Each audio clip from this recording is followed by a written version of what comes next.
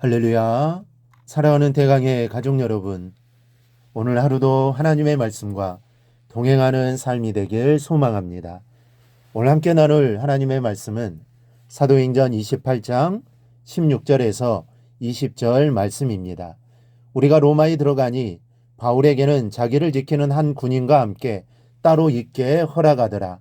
사흘 후에 바울이 유대인 중 높은 사람들을 청하여 그들이 모인 후에 이르되, 여러분 형제들아, 내가 이스라엘 백성이나 우리 조상의 관습을 배척한 일이 없는데 예루살렘에서 로마인의 손에 제수로 내준 바 되었으니 로마인은 나를 신문하여 죽일 제목이 없으므로 석방하려 하였으나 유대인들이 반대하기로 내가 마지못하여 가이사에게 상소하며 내 민족을 고발하려는 것이 아니니라.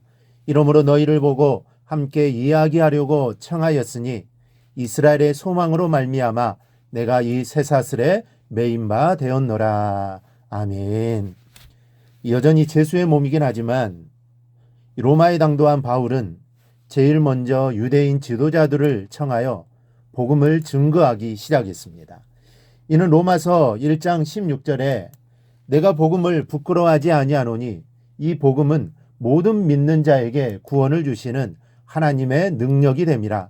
먼저는 유대인에게요, 그리고 헬라인에게로다. 이 말씀과 같이 이것이 바로 바울의 선교 전략이기도 합니다. 복음은 모든 믿는 자에게 구원을 주시는 하나님의 능력이기 때문에 바울은 어디에서나 누구에게나 그리고 어떠한 상황 속에서도 복음 전하는 일을 멈추지 않았던 것입니다. 이 본문에서 바울은 이 초대교회 사람들에게 자신이 로마에 호송될 수밖에 없었던 그동안의 사정을 자세하게 설명하는데 그 변론 핵심 내용은 20절에 나와 있습니다. 이러므로 너희를 보고 함께 이야기하려고 청하였으니 이스라엘의 소망으로 말미암아 내가 이 쇠사슬에 매인 바 되었노라. 쉽게 말하면 메시아에 대한 견해 차이 때문이라는 말입니다. 메시아를 보내시겠다는 하나님의 약속이 나사렛 예수 그리스도에 의해서 이루어졌는데도 불구하고 유대인들이 이 사실을 부정하면서 자신과 예수를 믿는 사람들을 이단으로 몰아붙였기 때문에 오늘날 이와 같이 된 것이라는 바울의 설명입니다.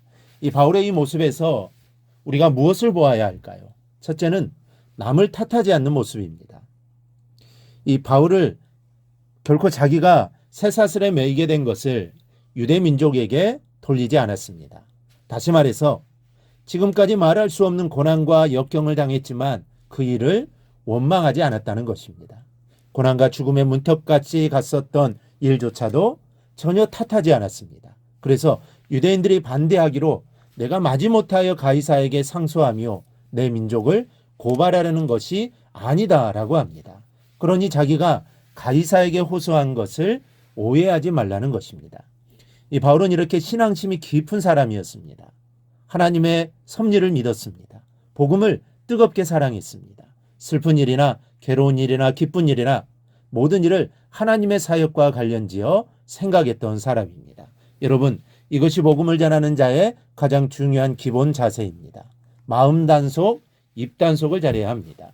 이 복음 전하는 자가 사랑하는 마음은 없을 망정 남을 탓하는 마음을 가지고 있다면, 그리고 그 입으로 원망을 쏘아댄다면 그 사람은 일꾼이 아니라 걸림돌입니다. 그래서 성경은 형제들아 서로 원망하지 말라. 그리하여 심판을 면하리라. 보라, 심판주가 문 밖에서 계시니라 하고 했고, 그들 가운데 어떤 사람들이 원망하다가 멸망시키는 자에게 멸망하였나니 너희는 그들과 같이 원망하지 말라 경고합니다.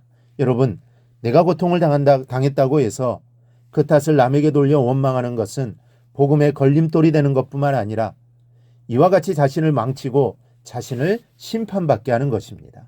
그러므로 바울을 본받아야 합니다. 남을 탓하거나 원망하는 마음을 일절 버려야 합니다. 그래야 나도 살고 남도 사는 복음의 역사가 일어납니다. 둘째는 하나님의 개입을 보아야 합니다. 바울이 이 자리에 서서 유대인들의 지도자들을 향하여 자신을 변호할 수 있었던 이유는 모두 하나님의 개입 때문이었습니다. 만약에 로마 군인들이 바울을 쇠사슬로 묶어 감금해 두지 않았다고 가정해 보십시오. 자신들이 극렬히 반대하는 예수를 메시아로 증거하고 있는 바울을 유대인들이 그냥 놓아둘 리가 없습니다. 이미 바울을 죽이기 위한 암살단을 2번이나 조직했다가 실패한 유대인들입니다. 따라서 만약 하나님이 바울을 쇠사슬로 묶어 로마인들의 손에 두지 않았다면 바울은 사명도 감당하지 못한 채 불기에 객이되어 까마귀밥이 되었을 것입니다. 여러분, 바울을 보면서 우리는 보셔야 하고 발견해야 합니다. 고난이 그냥 고난이 아닌 것을 보아야 합니다. 하나님이 살리시기 위해서 역사하신 간섭임을 볼 수 있어야 합니다. 이 사람 눈에는 쇠사슬이지만 사실은 성령의 사슬로 엮여 보호하시는 하나님이십니다. 사람의 눈에는 나를 묶어두어서 아무 곳에서 가지 못하게 하는 것 같지만 아닙니다. 하나님이 지금 보호하시는 것입니다. 여러분에게 고난이 있다면 그 고난으로 여러분들의 인생이 억압당하고 자유롭지 못한다면 그것이 하나님의 간섭하심이요 하나님의 은혜인 것을 믿어 의심치 마시기 바랍니다. 성도에게 권한 하나님의 사랑이요 나를 보호하기 위한 하나님의 간섭입니다. 바울은 이 사실을 분명히 보고 있었기 때문에 쇠사슬에 매어 있는 육신의 처지를 비관하지 않았습니다. 남을 탓하지 않았습니다. 오직 주 예수를 전하고 복음을 전하는 데만 초점을 맞출 수 있었습니다. 여러분, 복음 전파는 때와 장소를 가려서 할 일이 아닙니다. 만약 바울이 그렇게 생각했다면 감금되어 있을 때 복음을 전하지 않았을 것입니다. 하지만 바울은 절대로 그렇게 생각하지 않았습니다.